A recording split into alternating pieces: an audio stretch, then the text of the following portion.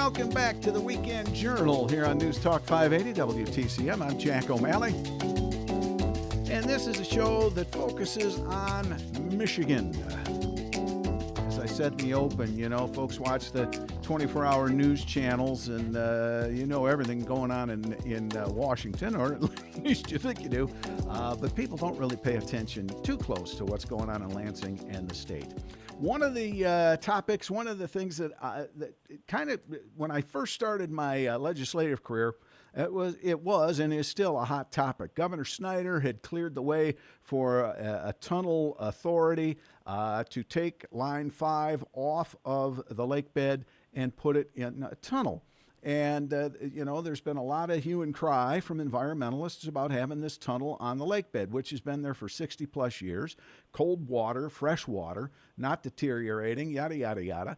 But the compromise, okay, you don't want it on the lake bed, let's put it in a tunnel. Well, that still doesn't appease a lot of people. Oh, now the tunnel somehow is going to be an environmental disaster. I don't quite understand it all. So when I got into this, I went and toured Line 5, and I stood with 5 different engineering types. And one of the things I asked them, I said, what's it make you feel like when you hear everybody disparaging Line 5? And these 5 guys all moved at the exact same time. They wanted to tell me how hard they're working on to keep Line 5 safe. One of the guys said, I'm an environmental engineer. My job is to make sure that this doesn't hurt the environment. And they all said, we live right in the region here. We don't want to have an oil spill. So, one of the premises that I think we all need to understand is nobody wants oil in the Great Lakes. Nobody. Yeah, and the person who does, we should take them out back and slap them, right? It doesn't make sense. So I thought, let's get Enbridge on. Because one of the first things I heard when all of this bubbled up from the environmentalists was, well, none of this oil stays in Michigan. Well, I found out, holy smokes, not only does the oil come from Canada, but it picks up Michigan oil somewhere, I think around Indian River or Gaylord, somewhere in there, from the Niagara and Antrim reefs. So there's Michigan oil there. Anyway, go on and on and on. Enbridge's Paul Menegini is with me. He is the manager of community engagement. Paul, thanks for being with us today. Yeah, thanks for having me, Jack. Appreciate your time. All right. So, this is a little bit of a hot potato, don't you think? People debating it? It is, and I think that's just kind of where we are today, that, energy, no matter what form of energy it is, certainly is a very controversial subject, and a lot of people are very passionate about it. So like to think that we are part of that conversation here in Michigan and beyond at Enbridge. So one of the questions I asked those 5 engineers, I remember like it was yesterday, we're standing around their pickup truck, and I said, okay, guys, you have to admit that Enbridge screwed the pooch when you had that spill in Kalamazoo. And they all nodded. And I said, but the thing is, we all make mistakes, ladies and gentlemen. We all do. The big question is, do you learn from them? So I asked these guys, did Enbridge learn from the Kalamazoo spill? What would you say, Paul? Did Enbridge learn? Absolutely, Jack. And maybe if I could start out, you mentioned Line 5, and the Kalamazoo River spill is about 15 years ago now. It was in July of 2010. Yes. So we're just shy of 15 years ago, and that was on actually a different pipeline, which at the time we referred to as our Line 6B. It was in a completely separate corridor, kind of in the southern part of Michigan, running from, I'll say, the southwest corner over just into, I'll say, the area just north of Detroit. So a completely separate pipeline from Line 5. But again, it was an Enbridge pipeline. We did have I'll call it our darkest day, if you will, back in late July in 2010 when that pipeline burst, and we certainly made some operational errors in trying to restart that pipeline until we were determined that it actually had ruptured and a fair amount of oil leaked out in that community. But really, again, like I said, it's 15 years ago, and to think that our organization has not learned and grown from all the lessons learned from the Marshall incident, it's tremendous, right? We've completely redone our control center, which remotely operates and controls our pipeline assets. We have very different and new methods and procedures on if certain alarms are triggered, the next steps, and all the way down to various span and control internally on restart and shut down and restart procedures. So there's been a whole host of changes in our procedures. I mean, we thought we were good pre-Marshall, but I can say definitely since Marshall was a very important learning opportunity for our organization. And we feel that our pipelines, including Line 5, and that Line 6B actually that was the release occurred from back in 2010. Like you mentioned, that entire pipeline has actually been replaced probably about the 2012, 2013 timeline. So that entire pipeline is a brand new pipeline across the southern part of the state. And as I remember, with that particular pipeline, as I was told, you can correct me, you're the engineer, is that has like the weld on that pipe was like a seam, where Line 5 has a circular weld. So it's a completely different style of pipeline too, correct? Certain when you're comparing that pipeline, the 6B to the twin pipelines in the Straits of Mackinac, the two 20-inch dual pipelines that are Line 5 through the Straits of Mackinac is a very different design from traditional mainline pipelining. Mm-hmm. The current dual pipelines that again lay on the lake bed in the Straits, most pipelines start its life out as a flat sheet of steel, if you will, and then it is rolled into a circle, and then you have that long weld, that longitudinal weld, which runs all the way down, the whole length of the pipeline, or to make the pipeline a circle. The actual pieces of pipe, those two 20-inch pipelines in the Straits of Mackinac that are currently there, actually started out its life as a 20-inch solid core of steel and was actually bored out from the inside. So you don't have that longitudinal weld in the Straits of Mackinac. The only welds are your butt welds where the different joints of pipes were welded together. So again, very little and few welds, if you will, compared mm-hmm. to traditional, cross-country mainline pipe, if you're specifically talking about the current design, if you will, for the pipes that are crossing the Straits of Mackinac. So the other thing that I thought was interesting was when I first heard of this, like everybody, the opponents were saying, well, this is oil coming from Canada. Why do we want it? It doesn't even stay in Michigan. And I'm like, well, what the heck? Yeah, I get that. But then I find out that that oil does go to Sarnia, Canada. So, yeah, okay, or wherever it is, the refinery, then comes back. It goes to a refinery in Toledo and comes back as jet fuel for Metro, airport, propane for the Upper Peninsula. Also, all sorts of industries in the state of Michigan use the byproduct from the oil line for various products that we have around our house all over the place. So I don't know if you can expound on that a little bit, but this oil, it gets used everywhere for so many things. If it got cut off, it would cause a lot of problems across the Midwest. Would you agree? I would agree, Jack. Line 5 transports 545,000 barrels a day of petroleum products. That amounts to nearly 23 million gallons of oil and natural gas liquids per day. Line 5 is a little bit different, or I'll say a unique pipeline for our system in the fact that it carries, I'll say, two different types of liquids. Number one is crude oil, and number two is a natural gas liquid, which essentially is refined.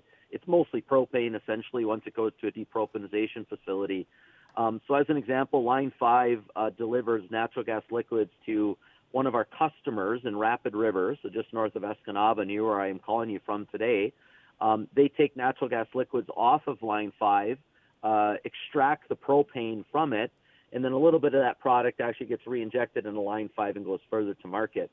But again, that propane, which is produced in Rapid River coming off of Line 5, accounts for about two-thirds of the propane. I think 65% is a public number out there for the propane consumed in the UP. So essentially, we're pretty rural in the UP.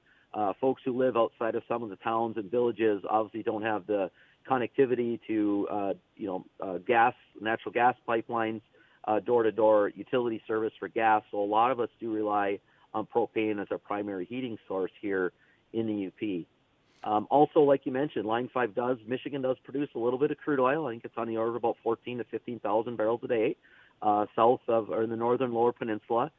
There's a third-party pipeline which gathers about three-quarters of the Michigan-produced crude oil and that pipeline actually delivers, the end of that pipeline delivers it into Line 5, like you said, around the Indian River, a little bit further south down near the Lewiston area in north central Lower Peninsula. Line 5 does then, another delivery point for Line 5 in Michigan is near Marysville, Michigan, so just north of Detroit, St. Clair County. We actually deliver there to a third-party pipeline currently owned by Sunoco. So we deliver it to Sunoco, and then the Sunoco pipeline has the ability to take that crude oil all the way down to Toledo, as you mentioned, and also our one refinery here in Michigan, the Marathon Refinery, just southwest of Detroit.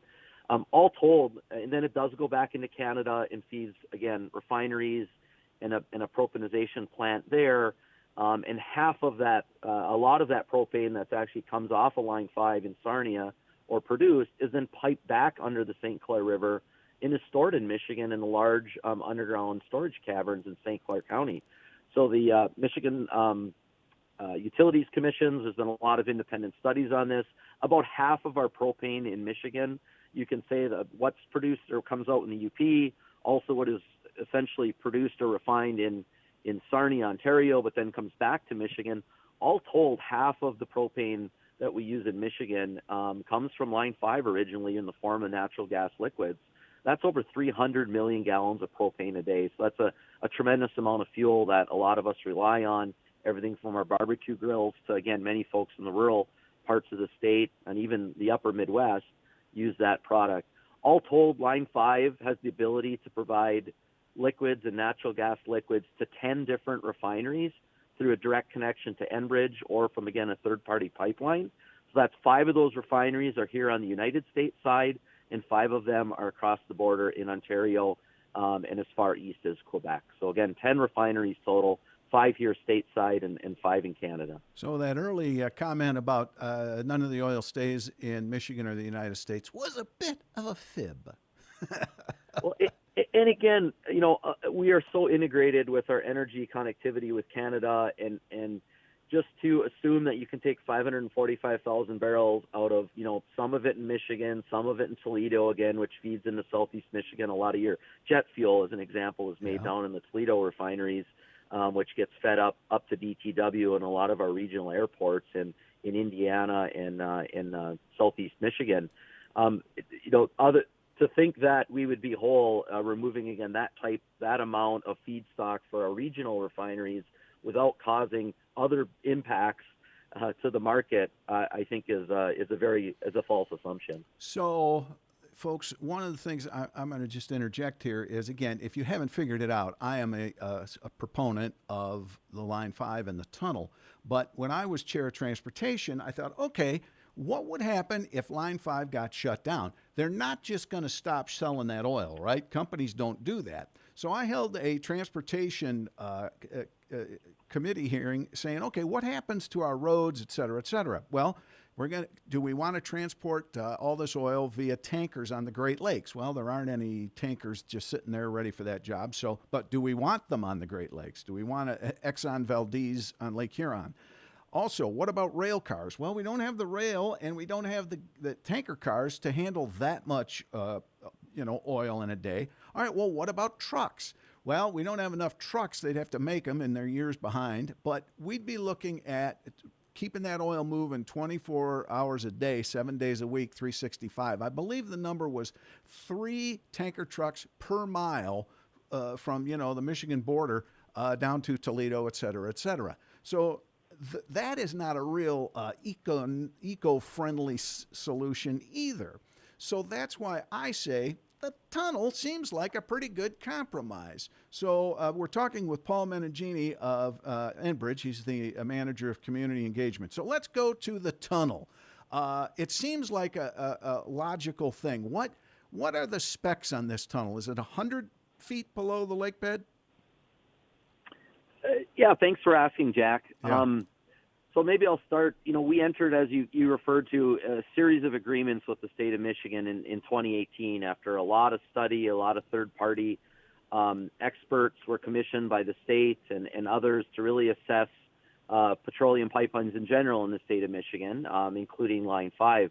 Again, we committed to and agreed and essentially with the state of Michigan at the time to move ahead and build a Great Lakes Tunnel project, to essentially relocate the pipelines when they were originally built. Again, were laid on the floor of the Straits of Mackinac, that 4-mile crossing there. They're located about a mile west of the Mackinac Bridge, just so you can get oriented a little bit where they are. So again, great pieces of pipe, like we talked about before, very thick. I would argue they're the thickest pipelines from the pure thickness of the steel from any pipelines we have over the 150,000 miles of pipelines we operate in North America. But that aside, we feel those pipelines are very safe. Yet there was, in April 1st of 2018, an anchor strike where a large Great Lakes boat, unbeknownst to them at the time, was dragging their anchor through the Straits of Mackinac. Fortunately, it banged off of Line 5. Very minimal damage. No oil was released from the pipelines. They also did catch some other underground electrical cables, and I know there was some issues with some electricity there for a little bit. But again, so that really, I would say, was maybe an impetus for all of us, the state of Michigan, Enbridge, to come to agreement and again relocate those two twin pipelines into a 30-inch diameter pipeline in the Great Lakes Tunnel. So at the end of the day, where the Great Lakes Tunnel is today is we're in permitting. In essence, it'll be a 21-foot inside diameter concrete line tunnel. We're going to start that project, if you will, and stage it from the south side of the strait, so on the Mackinac City side.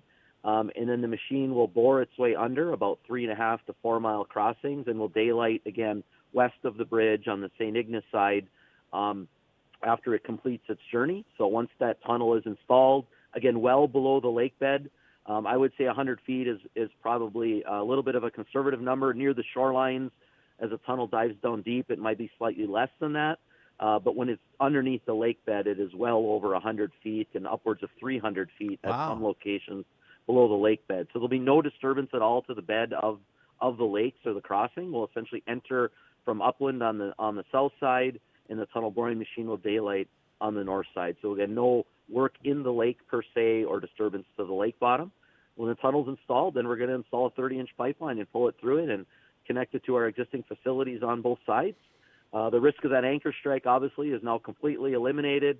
And then for whatever reason, if there happens to be an issue or some type of release from that new piece of pipeline, it is now encased in a concrete line tunnel, or essentially a secondary containment all the way across. So if that pipeline were to ever break, that tunnel would act essentially as a secondary containment, and oil could not get all the way up into the open waters of the strait. So we really feel it's a great revolutionary infrastructure project for Michigan, and we're finally, I think, getting pretty close to maybe getting all our permits and getting this thing started.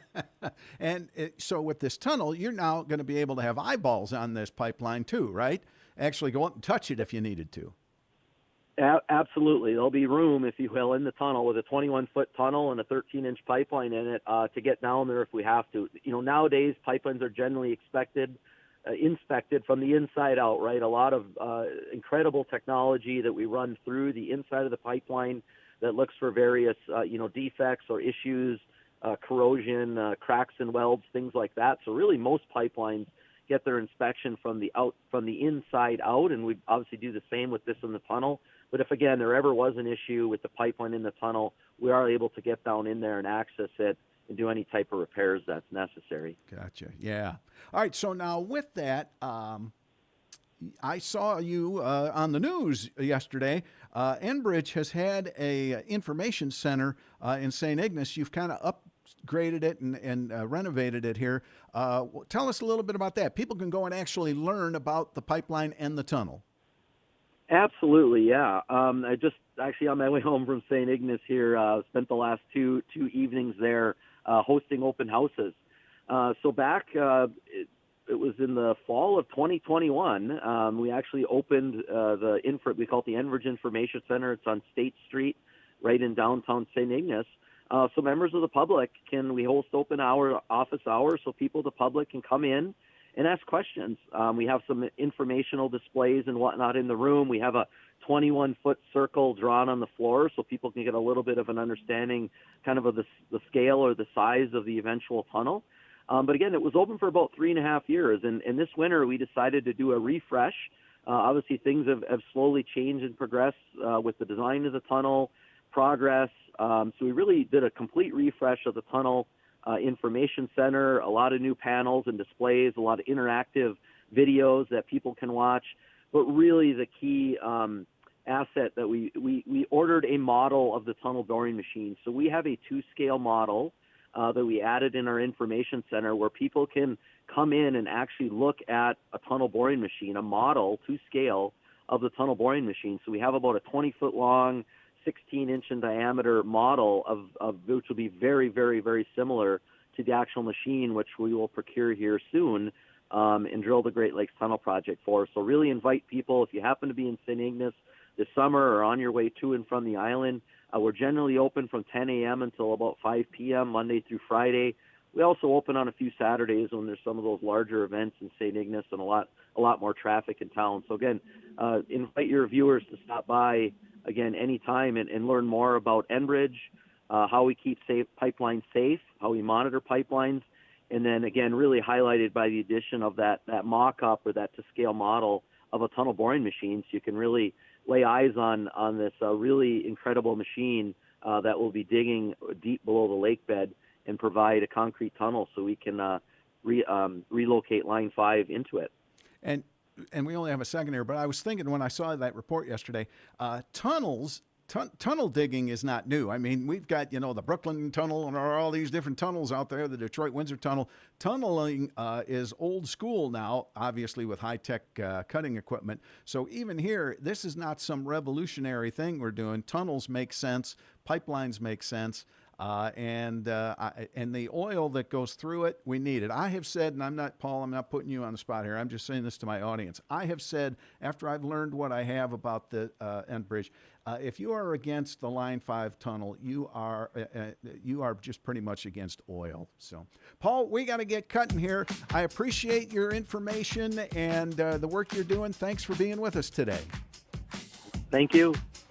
All right, folks, the Weekend Journal. We're going to roll on here on News Talk 580 WTCM. Learn more about Enbridge and the tunnel.